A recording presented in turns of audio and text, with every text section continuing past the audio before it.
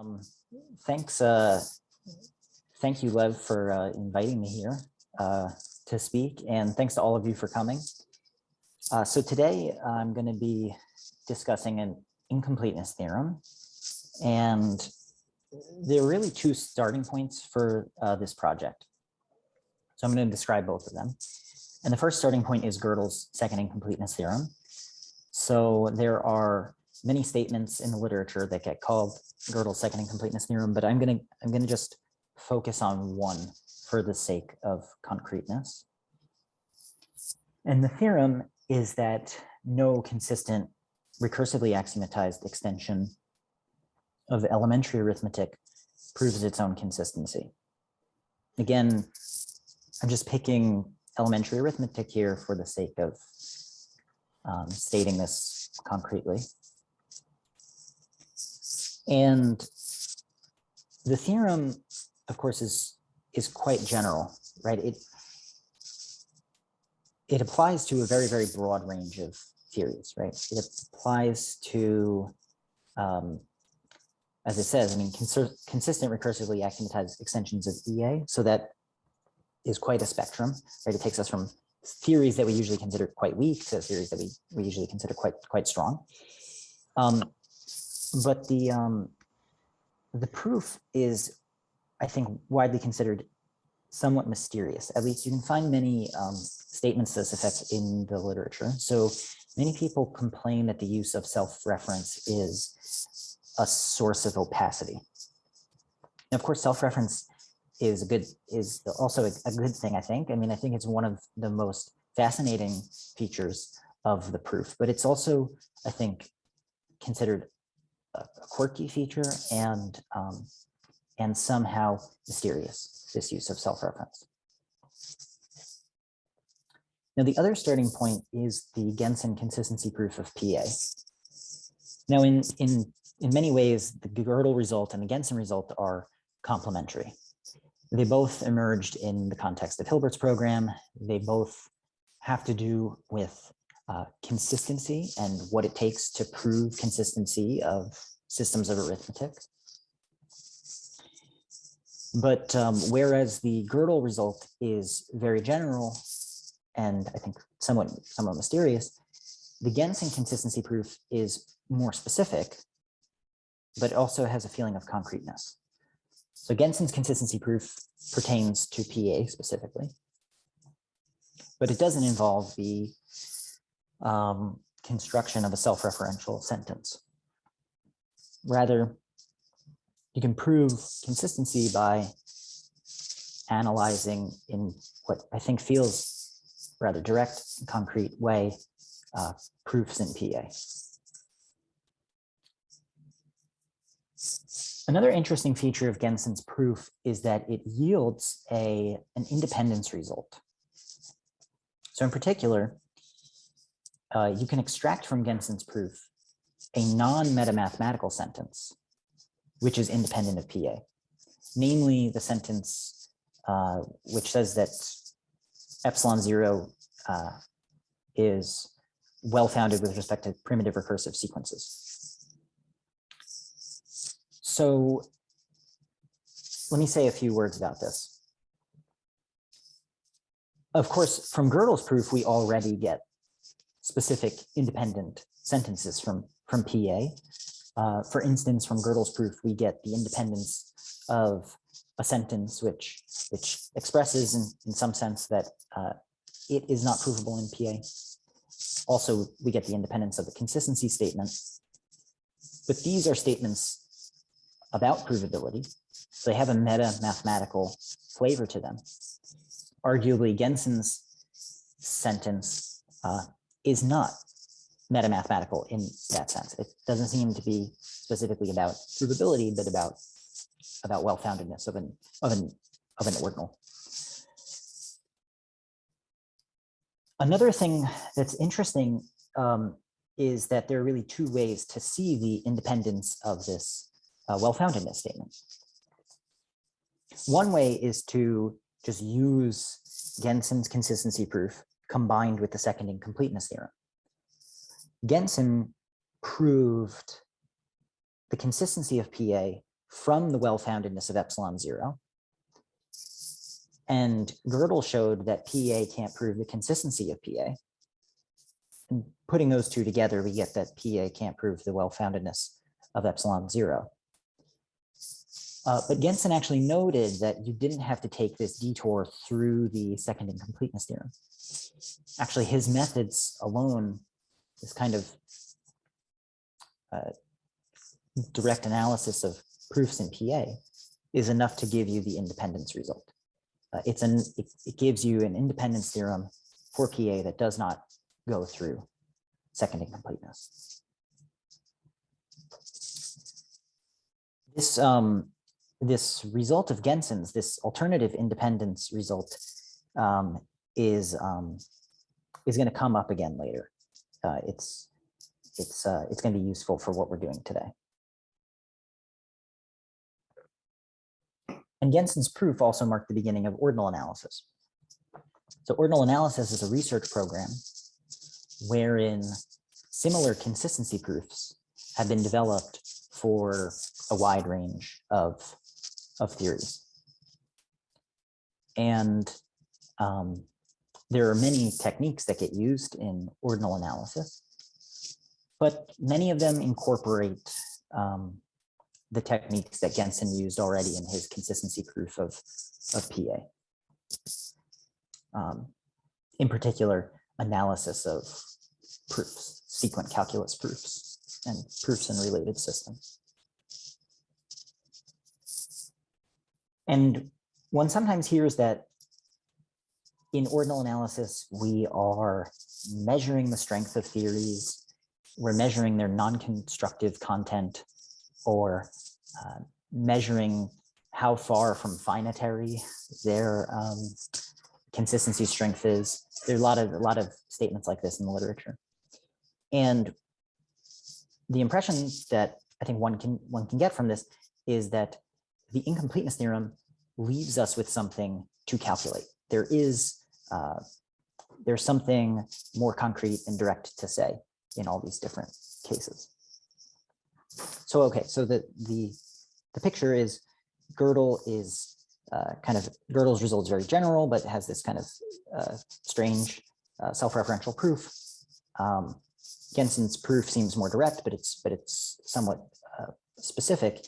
And what we want to do today is we want to find some balance. We want to get a result that sort of balances these features. So it's going to be general, but the proof hopefully not as mysterious.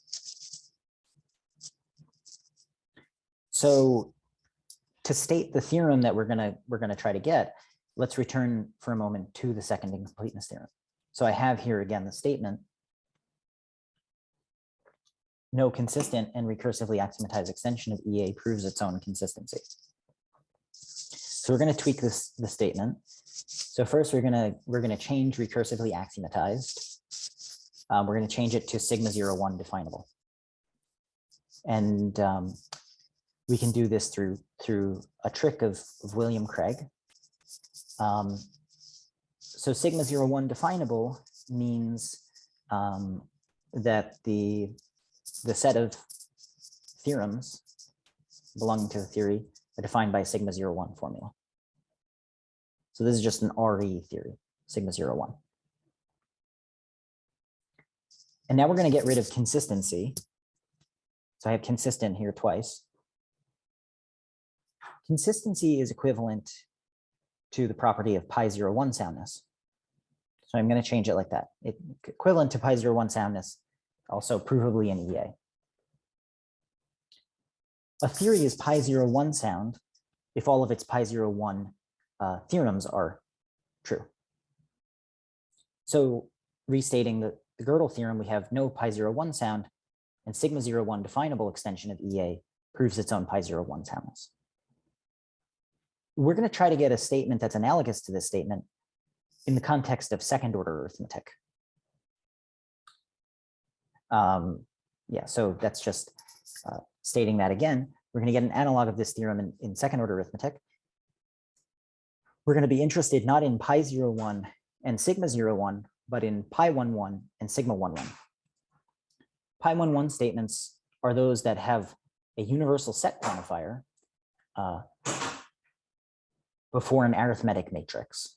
So for all x phi, where phi has no set quantifiers, though it can have number quantifiers. And sigma 1, 1 statements are those with an existential set quantifier and an arithmetic matrix. So phi can have, again, no set quantifiers, but it can have number quantifiers. And we're going to be interested not in consistency, but in stronger notion of pi 1, 1 soundness. We can express the pi 1, 1 soundness of a theory T in a single sentence, RFN sub pi 1, 1 T.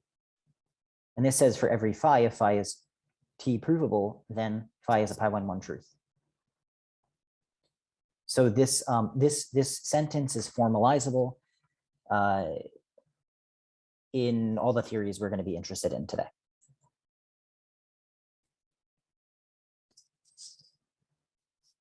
So this strengthens the notion of pi 0, 1 soundness. Okay. We're also going to be interested in particular theories. So first, let me mention the theory ACA 0. So this has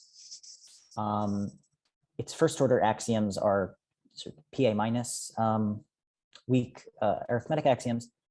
It contains induction for sets and arithmetical comprehension. So for each arithmetic formula, we get an axiom saying that that formula defines a set. ACA 0 is a sort of second order pendant of Peano arithmetic. So in particular, ACA 0 is conservative over Peano arithmetic. The only first order theorems of ACA 0 are the theorems of PA. We're going to be particularly interested in this theory of sigma 1, 1 choice. Sigma 1, 1 choice extends ACA 0 with an axiom schema, which corresponds to the axiom of choice. So the schema looks like this. So it says, suppose that for every n, right, there is a set to which n is related. For every n, there's a set x to which n is related. And x here depends on n. So we get potentially different set in each case. Then there is a y, which is sort of like a set of sets, right? There's a y containing y0, y1, y2, and so on, such that for every n, n is related to the corresponding element of y. So 0 is related to y0, 1 to y1, 2 to y2, and so on. Let me say a few words about this. So in the first place, this schema, sigma 1, 1 choice schema, we restrict to only the instances wherein the relation phi is sigma 1, 1. So we only get this for sigma 1, 1 formulas.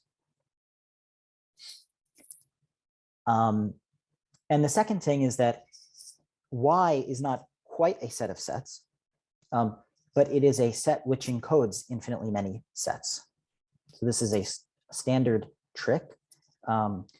So y sub n is the set of I such that in is in y.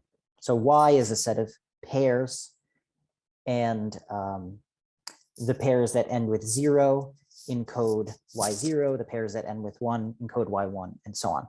This is a standard way of encoding many sets into one set.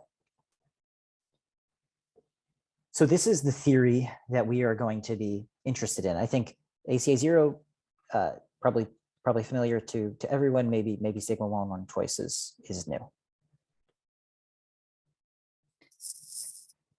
So this is the main theory we're interested in. And so now we can get to the statement of the theorem. Remember Gödel's result, no pi 0, 1 sound, sigma 0, 1 definable extension of EA proves its own pi 0, 1 soundness. So the new result is that no pi 1, 1 sound and sigma 1, definable extension of sigma 1, choice proves its own pi 1, soundness. So to get the theorem, we basically, if you line the statements up, pi 0, 1 is being replaced with pi 1, sigma 0, 1 is being replaced by sigma 1, and EA is being replaced with sigma 1, choice. So it is an analog of the incompleteness theorem in that sense. So let me just say a few things. Pi 1, sound is a stronger condition than pi 0, 1 sound. Likewise, sigma 1, choice is a stronger theory than EA. So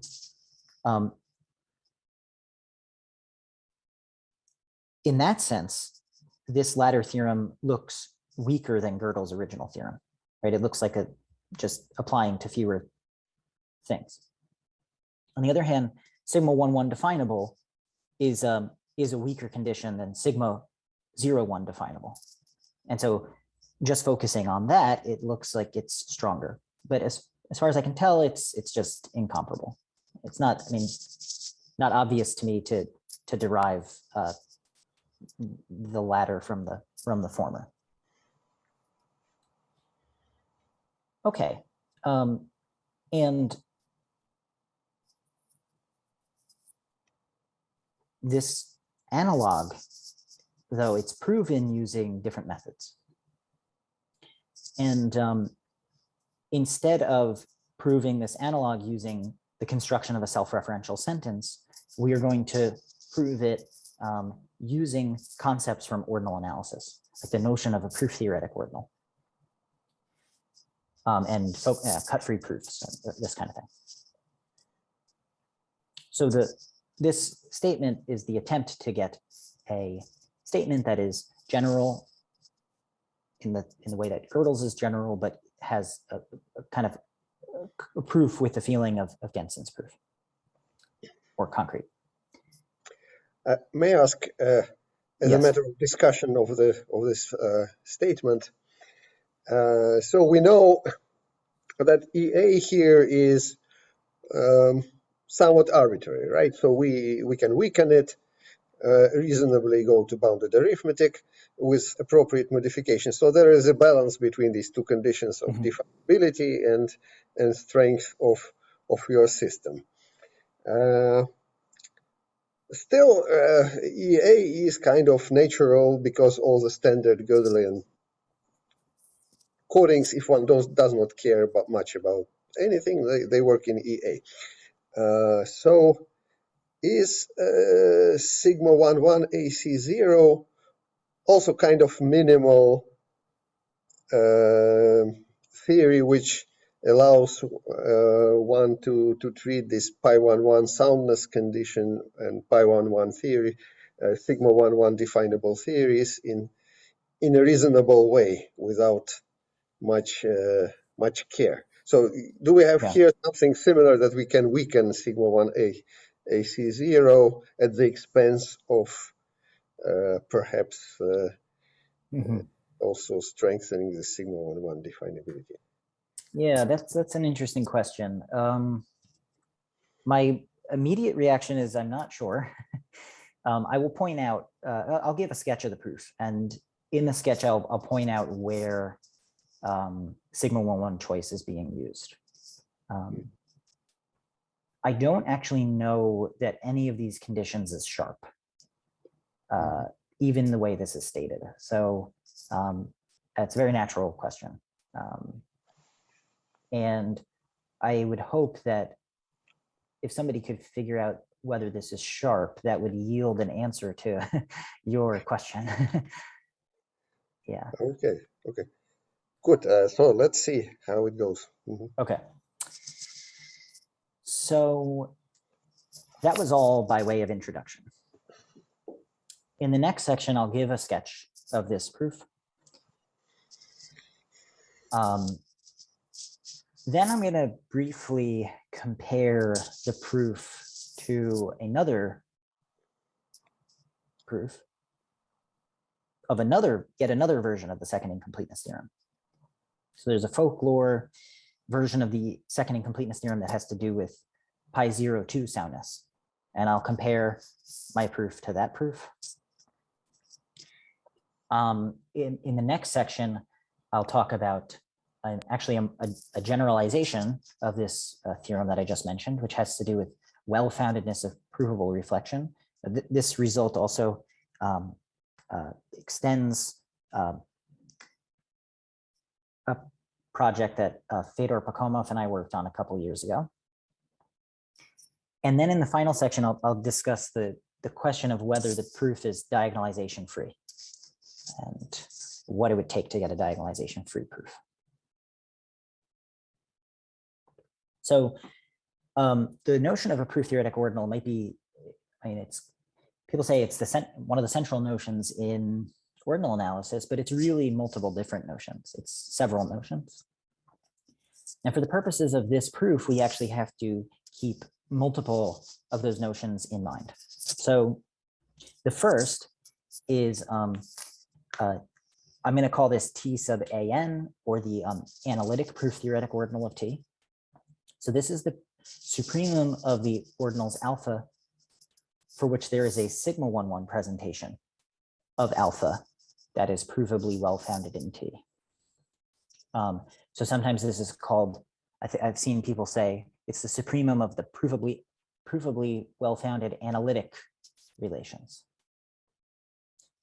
If analytic is sigma 1,1. The second notion, I'm going to choose this, T sub rec, the recursive proof theoretic ordinal of T. And this is the supremum of the ordinals for which there is a recursive presentation that is provably well-founded in T. So let me just mention one thing about the two notions. This notion, the analytic proof theoretic ordinal, we have to use this notion for my proof. T sub rec, I chose this, but I could have chosen many things. So instead of recursive, we could have used primitive recursive, elementary recursive, recursively enumerable, sigma n definable for any n. We just have to pick something where the descriptive complexity is much less than sigma 1,1. But I'll just pick this for the sake of concreteness. Now, what's the basic idea of the proof? The basic idea of the argument is this.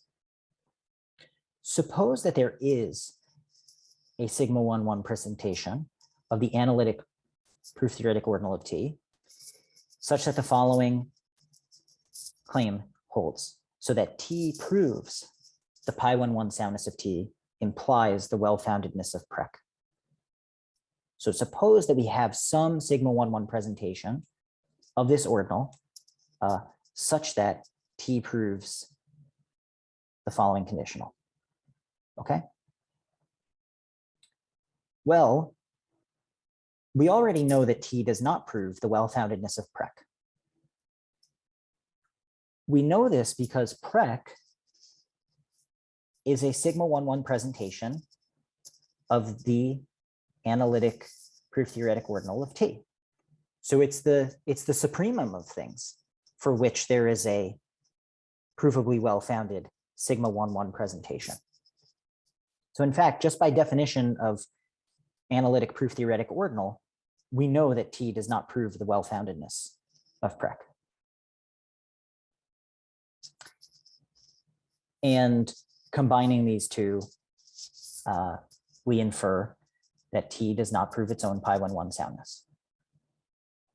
Right, so this just follows from this claim and this claim by logic.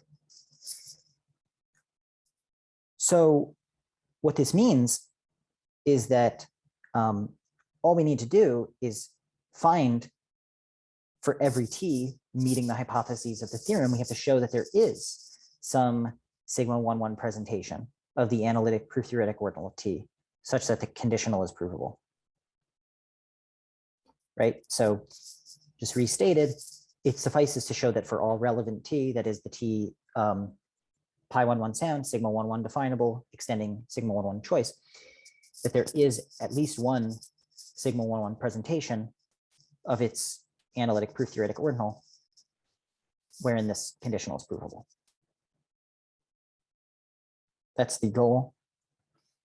The main tool, or certainly a main tool for proving this, is Spectre's sigma 11 bounding theorem.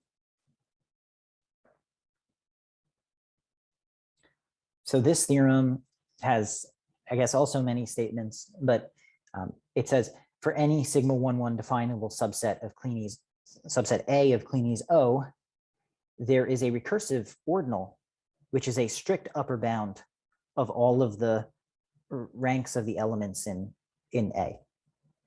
So what it's saying is, if you forget about Kleene O, it's saying if you have a sigma 11 definable set of recursive well orderings, then there is a recursive ordinal that is a strict upper bound of the order types of the elements of the set. And this theorem, Spectre's theorem, will get used actually twice in the proof. The first way it's going to get used is that if T is pi11 sound and sigma 11 definable, then the recursive proof theoretic ordinal of T is strictly less than omega 1 ck. So if T is pi11 sound and sigma 11 definable, then its recursive proof theoretic ordinal is a recursive ordinal. Okay, and this observation, I guess, belongs to the folklore, but it's a kind of straightforward consequence of Spectre's theorem, right? Now, the second use, as far as I know, also this belongs to the mathematical folklore, and it is that if T is a pi11 sound extension of sigma 11 choice, then the analytic and recursive proof theoretic ordinals coincide. Now, this is, as I said, this is also a consequence of Spectre's theorem. And to answer, give some partial answer to Lev's question from before, this is the point where we use sigma 11 choice. So these are the two places where Spectre's theorem gets used.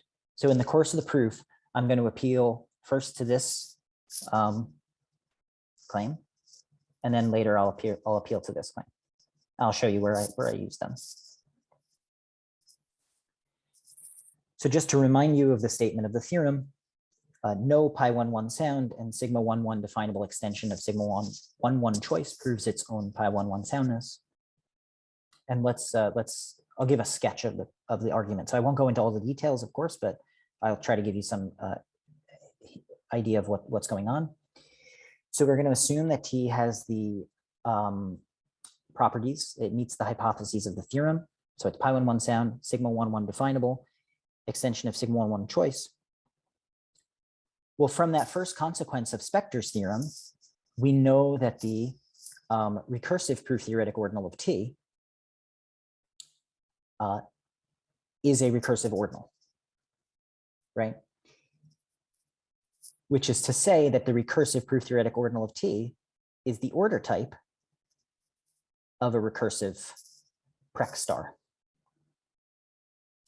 So we know that there's some recursive well ordering Prex star such that the recursive ordinal of T is the order type of Prex star. So nothing much has happened so far. We've just applied Spectre's theorem once. Now what we're going to do is we're going to define another presentation of the recursive ordinal of T in terms of Prex star, and we're going to define it in such a way that we get to where we're going, so that the presentation has the properties we're looking for. So we're going to define this alternate presentation Prec T of the recursive ordinal of T, and here's the definition. I'm going to read it, and then I'll try to give you some intuition for what it says. So alpha is less than beta in the Prec T ordering, if and only if the following two claims hold. First, alpha is less than beta in the Prec star ordering. And second, there exists a linear order triangle such that the initial segment of Prec star up to and including beta embeds into triangle, and such that triangle is provably well-founded in T. So what this is saying is the following. Prec T is just copying Prec star. Think about Prec T as being built up in stages, as you will. And what we do is we say, this initial segment of Prec star is going to occur over here, just in case this initial segment embeds into a provably well-founded linear order. So we just go by initial segment by initial segment. If this initial segment embeds into a T provably well-founded linear order, then we copy it, and so on. So that's the definition of Prec sub T, right? So, of course, the existence of the embedding is going to depend on the initial segment, right? So we're not demanding that all of Prec star embeds into a T provably well-founded linear order, but we're saying Prec T contains all the initial segments of Prec star that do embed into a T provably well-founded linear order. So that's the presentation, Prec T. And then we just gather our claims. So the first claim is that Prec T is provably equivalent to a sigma 1,1 formula in sigma 1 choice. Now to actually prove this claim, we would have to write out the whole formula and quite a lot of details. But the main quantifiers that occur in this definition of Prec T are here, where we say there exists an embedding, and here where we say T proves the well-foundedness of. So exists an embedding is a existential set quantifier, and T proves the well-foundedness of is also an existential set quantifier because T is sigma 1,1 definable. But these are both positive occurrences of existential set quantifiers. And so what we get is a sigma 1,1 definition of Prec T. The second claim is that Prec T is a presentation of the recursive proof theoretic ordinal of T. Now, the recursive proof theoretic ordinal equals the analytic proof theoretic ordinal because T extends sigma 1,1 choice. So this is the second instance where we apply Spectre's theorem. But why is it that Prec T is a presentation of the recursive proof theoretic ordinal of T? Well, remember, Prec star was just, it was chosen because it was a presentation of the recursive proof theoretic ordinal of T. So Prec star is a presentation of the recursive proof theoretic ordinal. And then Prec T is just copying every initial segment of Prec star that embeds into a T provably well-founded linear order. But since it's the proof theoretic ordinal, all of its initial segments will embed into a T provably well-founded linear order. And so Prec star and Prec T have the same order type. So that's the argument for Prec T being a presentation of the recursive proof theoretic ordinal. And the final claim is that T proves this conditional, that the pi1,1 soundness of T implies the well-foundedness of Prec T. So let me argue for this. We're going to reason in T. Suppose that Prec T is ill-founded. So suppose that Prec T has a descending sequence. Well, by the way prec t was defined, right, that means prec star has a descending sequence, right? Because prec t is just mimicking prec star. So if prec t has a descending sequence, then prec star has a descending sequence.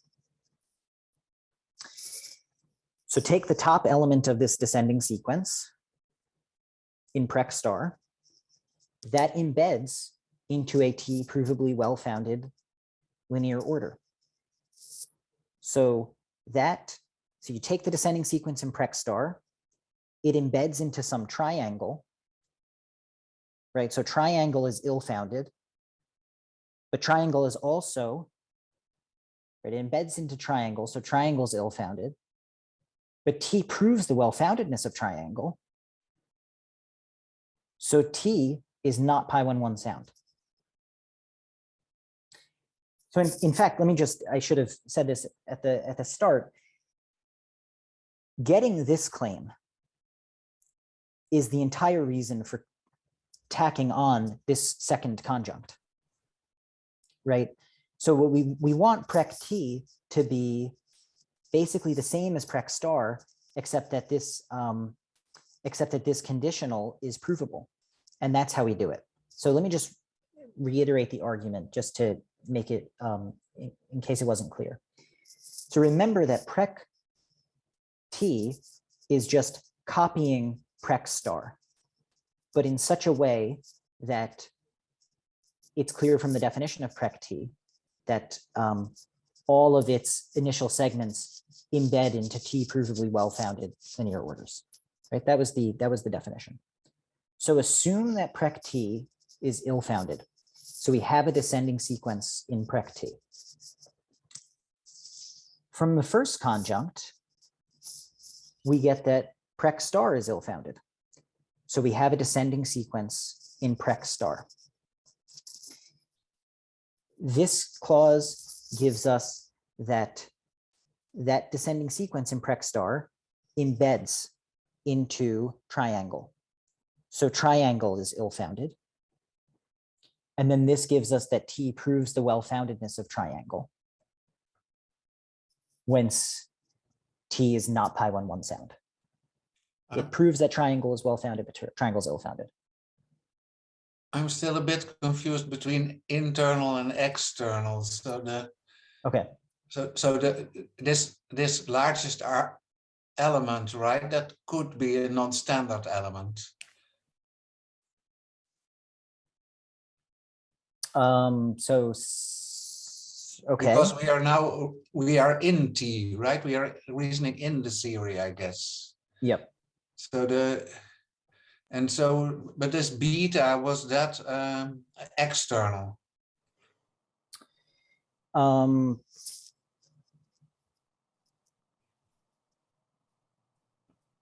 So let me see. So your concern is that getting a well, so I don't think that really matters, right? Because I think what's going on is if we assume that prec t is ill-founded working in T, we have the right? Yes. Internally, we have the existence of a descending sequence. Right.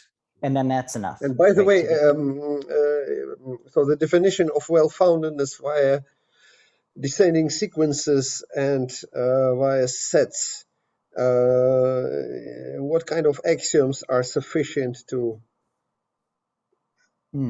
show that they're equivalent? Is it? I don't know. ACA notice, is it sufficient? That sounds right, but I'm not sure. But anyway, Okay. let's think about sequences at this point and try to understand your argument. So reasoning inside T, you assume that there is this descending sequence internally, right? Right, and then there is of course, since it's a part of the star thing, there is an element possibly non-standard. Sure. Sure. And then from that point on, but I think so this definition, so we use this internally in T, right? We're using the definition in T, right? In T. Right. Indeed. So T This knows. beta also could be a non-standard ordinal. Right. Sure. Sure. Okay, yeah. Yeah. But then the definition just guarantees the existence of the embedding. Right, it guarantees the existence of the triangle order and the embedding. Mm-hmm. And then that gives us ill-foundedness. Mm-hmm. Yes. So that kind of trick is not uncommon, right? So that we take some definition in this case of an ordering, like of the ordinal, which was the order this Prec star, and then we sort of reorder things in such a way that the number of good properties are now provably sort of valid. So this is several instances of such arguments are known. Mm-hmm. Remember, for example, in a different area where Domenica Zambella dealt with this strong disjunction property. Right. So that's that kind of thing. So this is so that's presumably what happens here. Okay. So sounds. Oh yeah. So I mean, I would be, yeah. If you have other examples of arguments that have this same flavor, I would like to get the references. That'd be helpful. Yeah. Okay. So this is the For example, that for every recursive, the simplest example is, for example, that for every recursive ordinal, there is a presentation for which you can prove that the ordering is, for example, transitive linear. So that's right. The simplest. Right. Yes. Okay. So these are the three claims, and just a reminder. So we had already mentioned that to get the theorem, we just needed to string these three claims together, right? We needed a sigma 1-1 presentation of the analytic proof theoretic ordinal such that this conditional was provable. So that's the argument. Yeah. So my next the next step I wanted to take was to compare this result to compare this proof to another proof. Before you start, maybe I ask yet another question. So, I guess, so returning to the question why this sigma 1-1 AC0 was needed. So this was because the presentation of this Prec T was essentially a sigma 1-1 definition, something like that. The main use of sigma 1-1 choice is that knowing that the analytic proof theoretic ordinal is the same as the recursive proof theoretic ordinal. And where did you need actually to know this? Right. So it's actually in a way it's back here. So suppose that I had a sigma 1-1 presentation only of the recursive proof theoretic ordinal. Yes. Well, then I wouldn't necessarily know this by definition. Yeah, because it's sigma 1-1. Exactly. Yes. So in your case, this Prec is Prec T. It is sigma 1-1 by definition. And therefore, you needed this extra argument to convert it to recursive, so to say, orderings. So maybe there is a possibility, I don't know, that you could be more careful in defining your Prec T in such a way that you sort of automatically ensure that it is actually recursive and not sigma 1, 1. And then you wouldn't need these extra axioms to convert one to. Probably the argument will become more complicated, of course, because. Yes. But have you thought about such improvements, so to say, shortcut, let's say, in your Right. proof? So there are two things that come. I have thought about this at some point. There are a few things that come to mind. So one is, I would have to know that you could get very low complexity embeddings to lower the complexity, and I'm actually not sure that they're available unless I know more about Prex star at the outset. The other concern is that the claim that T proves the well-foundedness is going to be sigma 1, 1 if we're dealing with sigma 1, 1 definable T. So maybe if I loosen that restriction, there may be a way to do that. But with the current proof, why general notion for T, you will have to deal with this part too. Okay. I think so. I get it. Yes. Okay. Good. Okay. Okay. So let's go. So some of you were at a workshop which was virtually in Wuhan a few months ago. And I had been working on this problem at the time, and there was a discussion during the workshop that reminded me of this. So there's a folklore proof of a version of the second incompleteness theorem, which has to do with pi02 soundness. And the folklore result is that no pi02 sound and sigma 01 definable theory T proves its own pi02 soundness. Now, as stated here, of course, this folklore result is actually a weakening of the second incompleteness theorem, and so follows from the second incompleteness theorem. Let's say T here extends EA. However, there's an interesting proof of this result, which does not make a detour through the usual second incompleteness theorem. And the proof has a feeling, I gather, it strikes many people as having this feeling of simplicity. So first, what one does is one defines a recursive function, f sub t, which is not provably total in T. And one does this by diagonalizing against the set of provably total recursive functions of T.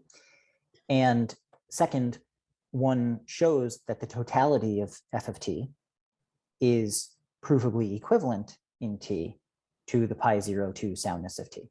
And one defines the function in such a way that this falls out.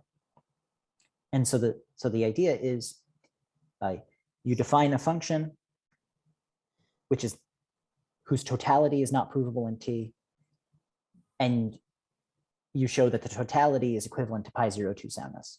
So if the totality is not provable in T, the pi02 soundness is not provable in T either.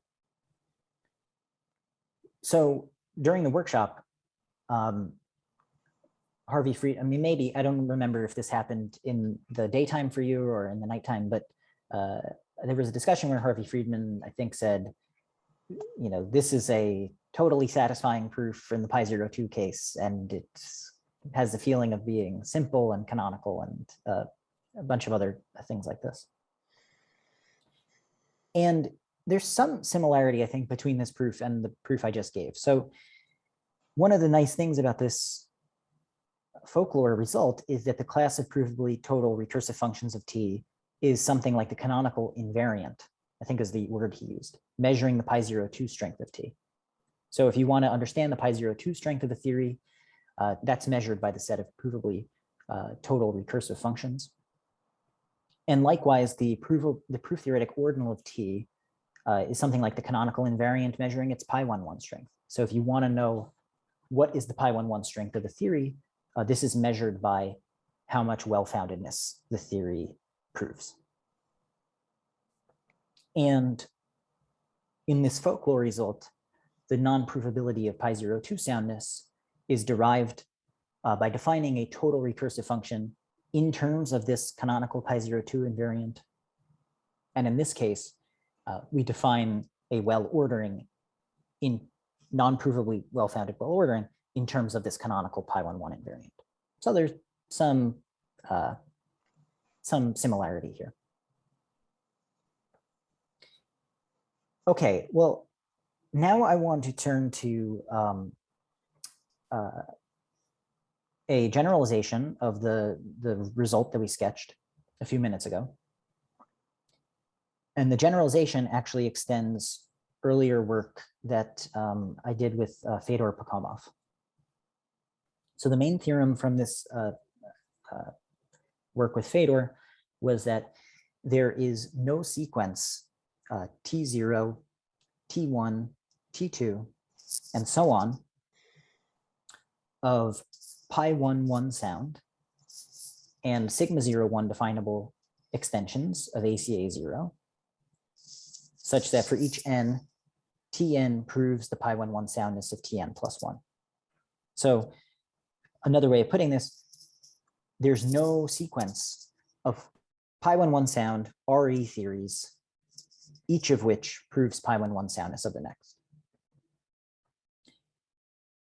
The motivation for this result came from a well-known empirical observation, which is that natural theories seem to be well-founded by consistency strength. Now, the scare quotes around natural here is necessary. It's not true in general that axiomatic theories are well-founded according to consistency strength. However, the known instances of ill-foundedness involve theories that don't seem natural, theories that were defined in an ad hoc logical fashion. When one restricts one's attention to the natural theories, it seems they're well-founded according to their consistency strength. And our idea was that if you switch from consistency to pi11 soundness, you can get rid of the scare quotes. You can prove a theorem that's precise, that gives some insight into the phenomenon, right? So if you switch from consistency strength to pi11 soundness, you get genuine well-foundedness. It's not just well-foundedness with respect to natural objects. That's the motivation. Now, the proof of this theorem appeals to the usual second incompleteness theorem. So this proof was proved in a way by reduction to the second incompleteness theorem. In particular, we did what we did was we showed that the negation of the statement of the theorem. So you formalize the statement of the theorem in second order arithmetic. The negation of the statement of the theorem proves its own consistency. That was the way we did it. And so you get the truth of the theorem from second incompleteness. That was the idea. Now, we're able to get a version of the theorem in this context using new techniques. So the new theorem is that there is no sequence T0, T1, T2, and so on of pi11 sound and sigma 11 definable extensions of sigma 11 choice, such that for each n, Tn proves the pi11 soundness of Tn plus 1. It's a very similar statement. Of course, sigma 01 has been replaced by sigma 11, which is a weaker condition, but the base theory has been strengthened from ACA 0 to sigma 11 choice.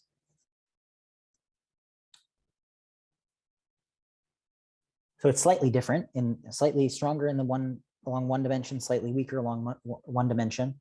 But the new proof is very different.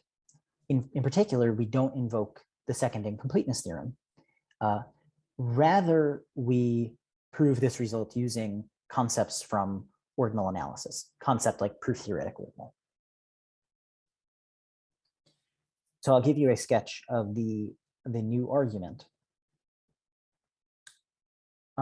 So we start by supposing, for a contradiction, that there is a sequence of this sort. So suppose that T0, T1, T2 is a sequence of pi11 sound, sigma 11 definable extensions of sigma 11 choice, such that each one proves pi11 reflection of the next. As before, for each n, there is a sigma 11 presentation, prec Tn, of the analytic proof theoretic ordinal of Tn. So what we do is, for each of these theories, we just use the exact same argument I gave before to get a sigma 11 presentation of its ordinal with all of the same properties that we got before. So in particular, Tn will prove this conditional. Tn will prove that the pi11 soundness of Tn plus 1 implies the well-foundedness of prec Tn plus 1. Now, what do we have before? Before we had that T proves pi11 soundness of T implies well-foundedness of prec T. But in fact, that argument didn't use anything special about T, except that it was an extension of sigma 11 choice. So all of these, every conditional of this form is provable in sigma 11 choice. And in particular, Tn, which extends sigma 11 choice, will prove the conditional for Tn plus 1. So for each n, Tn proves that if Tn plus 1 is pi11 sound, then prec Tn plus 1 is well-founded. Now we assumed at the outset that Tn proved the pi11 soundness of Tn plus 1. So combined with this statement, we get that for each n, Tn proves the well-foundedness of prec Tn plus 1. Right? That's just from those two lines by logic. Whence the analytic ordinal of Tn is greater than the analytic ordinal of Tn plus 1 for each n. If Tn proves the well-foundedness of prec Tn plus 1, and Tn plus 1, prec Tn plus 1 is a presentation of the analytic ordinal of Tn plus 1, then the proof theoretic ordinal of Tn plus 1 is less than the proof theoretic ordinal of Tn. Right, so Tn proves the well-foundedness of prec Tn plus 1. Prec Tn plus 1 is a presentation of the proof theoretic ordinal of Tn plus 1. Right, so if this proves the well-foundedness of this, then just by definition, the proof theoretic ordinal of Tn has to be bigger than the proof theoretic ordinal of Tn plus 1. And that yields a descending sequence in the ordinals. So the proof theoretic ordinal of T0 is greater than the proof theoretic ordinal of T1, is greater than the proof theoretic ordinal of T2, and so on. And that's a contradiction because the ordinals are well-founded. So, of course, all of the action in this proof is in getting this line, right? That for each n, there is a sigma 1 presentation of its proof theoretic ordinal where this conditional is provable. So, and of course, that part of this argument is just the proof I sketched before. So using basically the same argument, we get this well-foundedness result. Now, it might be worth noting that this well-foundedness result implies the incompleteness result, right? It's strictly stronger. And this may be obvious to some of you, but I think it's worth stating. So if T were a counterexample to the incompleteness result, if T proved its own pi1,1 soundness, then we could get a descending sequence by just letting, you know, T, T, T, T, T, and so on, right? So in a sense, right, the well-foundedness result says no descending sequences. The incompleteness result says no, you know, no loops of size 1, and a loop of size 1 is a descending sequence. So the well-foundedness result is just a strictly stronger result. It just implies the other one.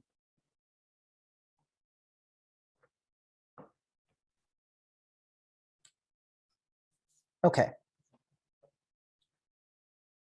So these proofs don't involve the construction of a self-referential sentence, but how different are they really? Do they still involve diagonalization? It would be desirable to remove diagonalization if possible. And it's not clear what diagonalization is. Of course, there are many different kinds of arguments that get called diagonalization in the literature that bear a family resemblance to each other. So using the arithmetic fixed point lemma and constructing self-referential sentences, that falls in this family. Using the recursion theorem to define functions using their own index as an argument, that falls in this family. The proof of the halting, undecidability of the halting problem, and proofs that involve reduction to the halting problem, presumably, fall in this family. But I don't know of a general characterization, and I know it's actually, there's controversy about certain techniques, whether they count as diagonalization or not. I've seen some people say, for instance, that the Henkin construction in the proof of the completeness theorem is a kind of diagonalization because it involves the enumeration of a set and then choices that are influenced by the enumeration. Now, okay, if we have such a capacious notion, liberal notion of diagonalization in mind, I don't know how to remove diagonalization from this proof, but I think that it's possible to remove from this proof some of the most, what strike me as the most obvious instances of diagonalization. If it is possible to get a proof of an incompleteness theorem, an incompleteness style theorem without diagonalization, then I think that that's desirable. Now, the main obstacle to making this proof diagonalization free is the appeal to the sigma 1,1 bounding theorem. At least that's how it strikes me. This strikes me as the most egregious thing in the proof, or something like that. The thing that is clearly using diagonalization. The standard proof of sigma 1,1 bounding, it does use diagonalization. In particular, one relies on the fact that Kleini's O is not a sigma 1,1 definable set. Now, the proofs of this fact that I have seen are all, very similar to the proof of, say, the undecidability of the halting problem. They seem to be diagonalization proofs. However, I want to just mention that Beckman and Pohlers developed a what I think is a diagonalization-free proof of sigma 1,1 bounding. I mean, maybe not if we have, again, in mind a very, very liberal notion, but it's at least a very, very different proof of sigma 1,1 bounding, and it's a proof theoretic argument.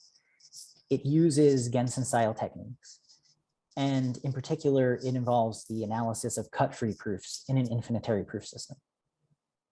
So I just say a few words about this and how it relates to my argument. So in the first place, they give a cut-free proof system that is infinitary, and I'm not going to go into all the details here because I think it's sort of too far afield right now. But the proof system is really a definition of a relation, and this says delta is provable or has a proof of rank alpha. So inductively, they define what it means for a set delta of formulas to have a proof of rank alpha. And it goes like this. True atomic sentences have proofs of rank 0. And in fact, proof of rank alpha for each alpha. If T and S are co-denoting terms, then roughly speaking, S is not in X or T is in X has a proof of rank 0, and in fact, a proof of rank alpha for each alpha. We get probably very familiar rules for conjunction and disjunction, and in fact, a familiar rule for existential quantification. And in some sense, the interesting rule is the rule for the universal quantifier, which is the omega rule.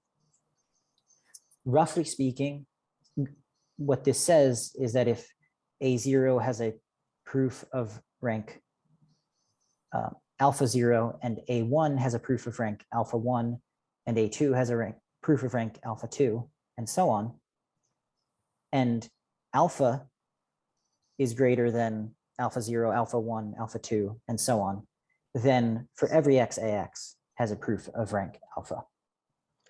So here you mean AI means A of numeral I or something like this. So that's oh yes, I see. Sorry. Mm-hmm. Yes, this somehow got corrupted as I moved this to Beamer. But yeah, thank you for mentioning that.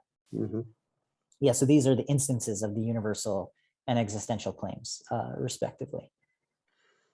Yeah, simply they probably use this infinitary conjunctions and disjunctions instead of quantifiers, and then it would be quite a correct formulation. That's a good point. But anyway, maybe that's actually why I wrote it like this by mistake. Thank you for pointing that out. So, so they use these calculi, and Pohlers has a definition of the notion of a truth complexity. At least I've seen it in Pohlers' work. I don't know if somebody had defined it before him. He actually has given multiple definitions of this notion. They're all provably equivalent. Here's one. The truth complexity of a true pi11 sentence for every x phi x is the least alpha, such that phi x is provable in this calculus with a proof of rank alpha. And this notion is interesting. For any true pi11 sentence, its truth complexity will actually be a recursive ordinal. This, in effect, comes from the completeness of the infinitary proof system with respect to recursive trees, actually. Now, to prove the completeness theorem, you use, the proof that I know uses this deduction chain method from Schutte, which, as I mentioned before, might be considered a diagonalization method according to some, although it seems to me to be quite distant from self-reference and the recursion theorem. Now, Beckman and Pohlers claim that the following theorem is implicit in the work of Gensen. Now, of course, Gensen would not have stated any result in this form, but here's the result. For any arithmetical well-ordering prec, the order type of prec is less than or equal to 2 to the truth complexity of the claim that prec is well-founded.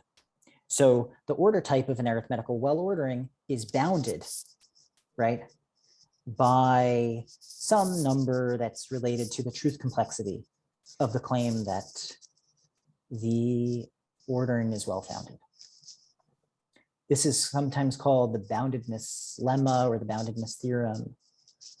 And in fact, the result that they are, the place where they say this is implicit in Gensen is in Gensen's demonstration that the primitive recursive well-foundedness of epsilon 0 is independent of PA. His independent demonstration, his demonstration that didn't go through second incompleteness theorem. And from these kinds of considerations, you can get some interesting proof theoretic demonstrations of things about the order types of arithmetic well orderings. The idea is this. If you take an arithmetical well ordering prec, the statement that prec is well-founded will be a true pi11 sentence.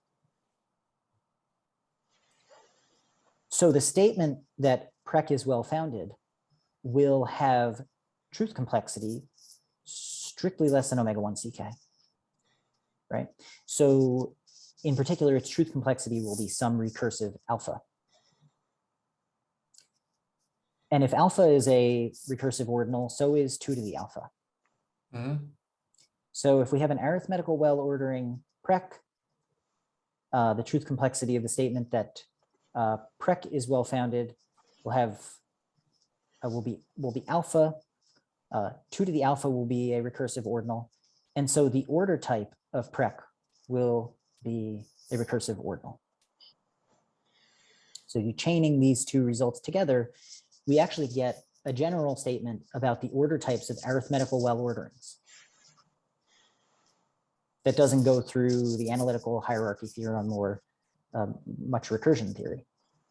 Mm-hmm. And so the idea here is using Gensen style proof theoretic techniques to find out something about the order types of arithmetical well orderings, and using extensions of these very same methods, Beckman and Polers prove sigma 1,1 bounding.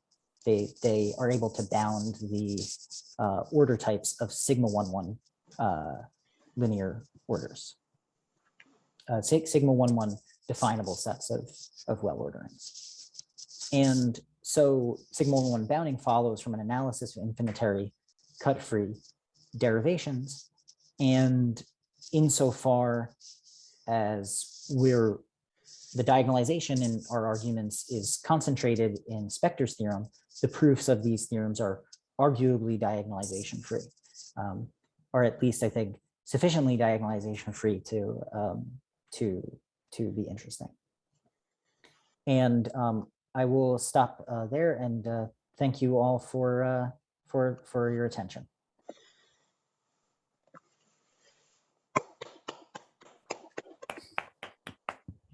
Thank you very much. Quite interesting, yes. So let me remark that in Beckman and Polers, so they improved somewhat this bound. So 2 to the order type, that was an improvement over, I think, what was previously known like omega to the order type, something like that. So there is some optimization done here by Beckman and Polers. Okay. Do we have anything like a classification of kinds of diagonalizations that we might that we have in principle?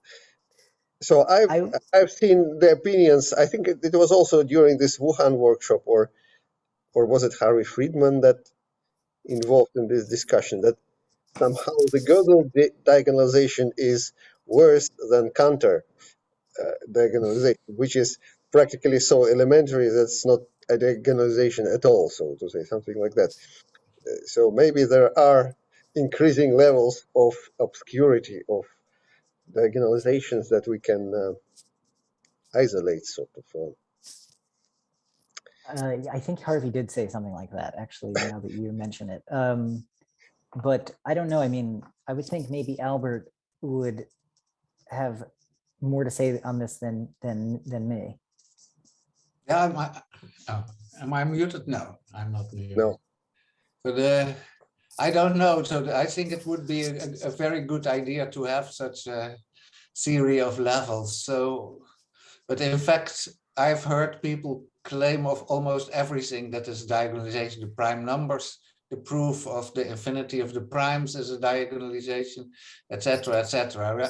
And Joosten was the one who claimed that the Henkin argument was a diagonalization. So yeah, but I have never seen an attempt to classify them into degrees of diagonalization. Yeah. But it would be worthwhile because it really is a mess. So because the challenge is diagonalization free, but then we don't have a kind of good definition of it. You know, it's like trying to eradicate mice in your house without having a knowledge what is actually you want to eradicate. So precisely. And of course, so in this whole in the discussion about the liar, right? So there is a kind of analogous discussion. So there's this Jablo-Visser paradox, where you have these, so every sentence says of all the following sentences that they are false. And so there's also that it's not a strict self-reference, but it's still a kind of diagonalization that is going on there. And so there you also have kind of heated discussions. And I think many papers, whether this is the Jablo thing is different from the liar paradox or not. So yeah, it would be very good to have more clarity there, but I don't have it, at least at this moment. But still, the enthusiasm of people involved is remarkable. that's right. Yes, Yeah. this is yes. So this is one of the points, James, which is in the motivation. Just why are we so suspicious about organizations? It's a pretty clear math trick, and at least in Gödel's sense, it's just a substitution, and it does the job. Nobody questions its mathematical correctness. Why is it so suspicious? But I agree, people might think this way, but we are professionals. We just Yeah, that's an interesting question. what's So wrong with this? why do people have Why this are we reaction? just get rid of this? Yeah, that's an Yeah. interesting question. I mean, as I said, I remember. I was going to say, Yeah. I like, of course, the use of self-reference in the proof of the incompleteness theorem. I mean, I think Yeah, for many it logicians, makes things so much more transparent, than this exercises about proving well-foundedness and some special sequences, which is a wonderful mathematics. I admit this is a beautiful math, especially for proof theorists, but it's the take-home value for those who are the critics or the how to say this, anti-self-reversionists. I don't know. Feel more happy with this kind of proof, which is so much more heavy than the usual and quite transparent the second Gödel proof. yeah, I mean, I suppose what I would So say this is this is a strange phenomenon. It's basically I'm saying the same as Albert, but he's been, though he's a philosopher, he was much more mathematical in his comments, and though I'm, as a trained mathematician, still much softer than this. But it's basically the same idea. We have no picture. We have no idea why the people are so suspicious, and maybe the classification which Albert kindly suggests. Yeah, but so I think so there are really two things, right? So I think that it's a kind of brute historical fact that people have been objecting against self-reference and diagonalization, right? So for example, in the case of the Gödel sentence, many people have been claiming that it's not a true mathematical sentence, etc. But I think there's a second kind of argument for looking at this kind of thing, that it's simply that it's always good to have different proofs, right? So mathematics traditionally was, of course, also about finding different proofs of the same theorem. So even if we drop the kind of suspicion against self-reference, it is very nice to have a really different proof of the same theorem. That's right. Yeah, I'm glad. And yeah, I mean, I think that it's perhaps suspicion of the self-reference proof is misplaced, or I don't know exactly what it is people would have. It's not quite suspicion of its correctness, so it's hard to say what exactly it is. But I think for me, what was motivating me was this idea that the feeling of calculating the proof theoretic ordinal does feel quite somewhat different. It feels like you're really using something that's hard for me to say, but something about the internal mechanics of the system. It really does feel like calculation in some sense. And I wanted to see, but I thought it was too bad that there was no general incompleteness theorem that had that feel, and that's what I was attempting to replicate. Indeed, yes. This where you're showing the structure, whereas the traditional Gödel's proof circumvents the whole thing. It uses a shortcut. We don't know anything about theory. We just go to the result. Right. Yes, but also this is there is some mystery in the liar paradox. Albert, agree with me. Yeah. But there is no mystery in the Carnap or Gödel lemma. It's just a straightforward mathematical thing, and for mathematician. But people from a little bit of outside, which think that it's the same thing as liar paradox, they probably extend their suspicion to liar paradox, which is indeed a mysterious thing, to the quite transparent thing with the just substitute Gödel's fixed point lemma. This is my explanation. And one more, if I may, James, if we have some time. Gödel himself, at least in most cases, was careful when separating the unprobability of consistency and unprobability of consistency statement.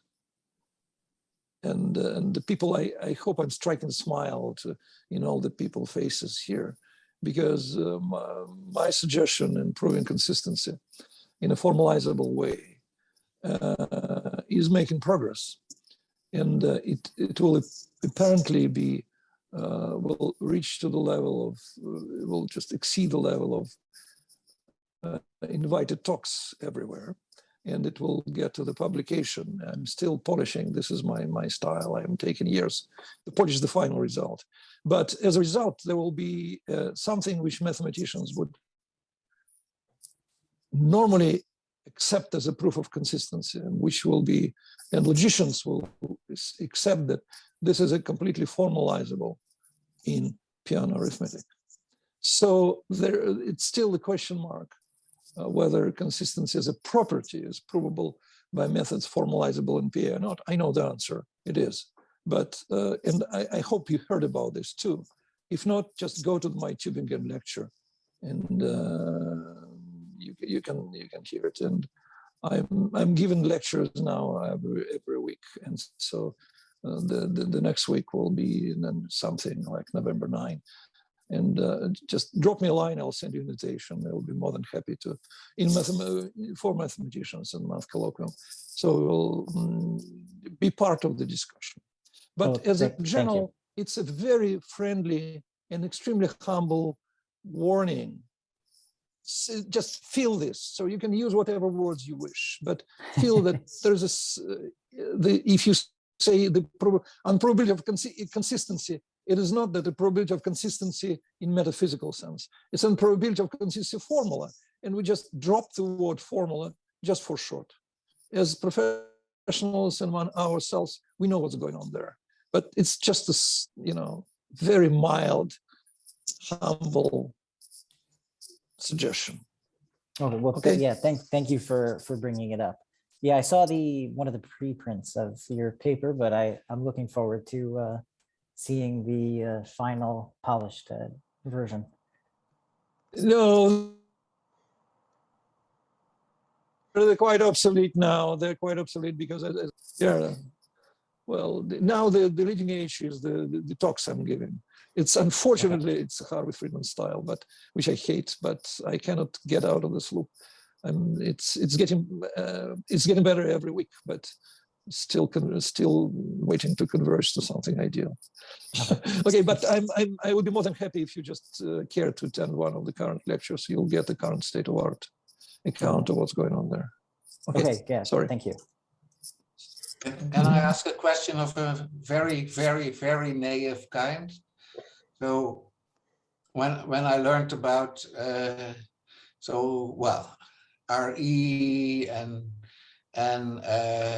pi01 or co-RE, and then I learned that sigma 01 is analogous to pi11, and so that was the kind of theory of inductive definitions and generalized recursion theory. But here, your analogy is again pi01 and pi11. So what is the kind of difference in setting that makes these things analogous here and not analogous in generalized recursion theory? Yeah, that's a good question. Yeah, it's very naive. Yeah. Yeah, so yeah, that's right.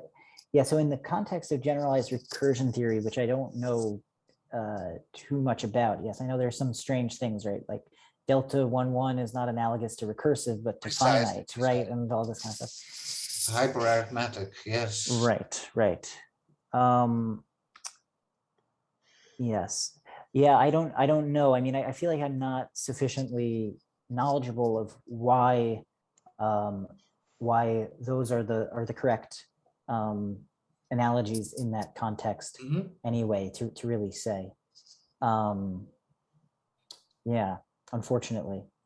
Yeah, but there should feel be really something different in our context here, right? So, but yeah, I also don't know enough to really see what it could be.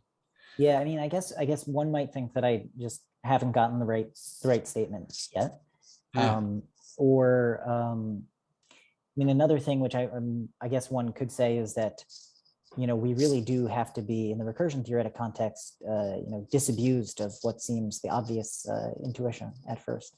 And so maybe this is just a context where the naive thing works. Right. I don't know. Yeah. But it's a good question. Yeah, it might be worth it for me to look into that more to understand what's so different about this proof theoretic context. Right. Yeah. Yeah. Actually, there's one more aspect of this theorem that is potentially interesting, is that so at this level pi11, so your last result with that you quoted, also the result with failure, is where you sort of you were able to prove genuine well-foundedness for these descending sequences in terms of pi11 reflection, as opposed to only provable in terms of consistency assertions, etc., and some weaker intermediate results. So this pi11. Denk dat het nog 5 minuten duurt, Karen. Okay, this pi11 theory seems to free us from various details, various syntactical details. So including this problem of canonicity, so you can just quantify over arbitrary recursive, say, presentations, and you will get a definite ordinal number rather than something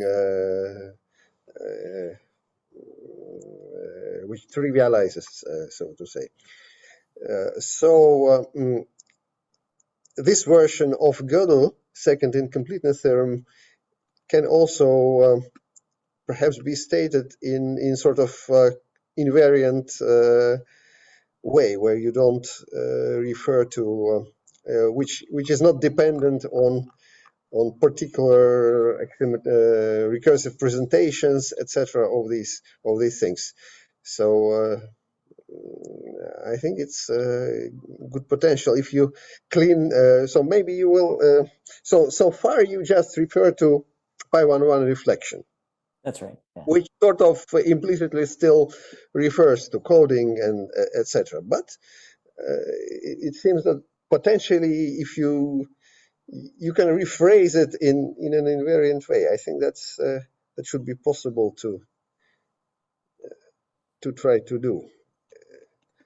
Maybe I see. replacing it just by well-foundedness of certain orderings is also a possibility, or at least, or you can claim that this pi11 reflection can be stated for any recursive presentation whatsoever, disregard all kinds of Loeb's conditions, and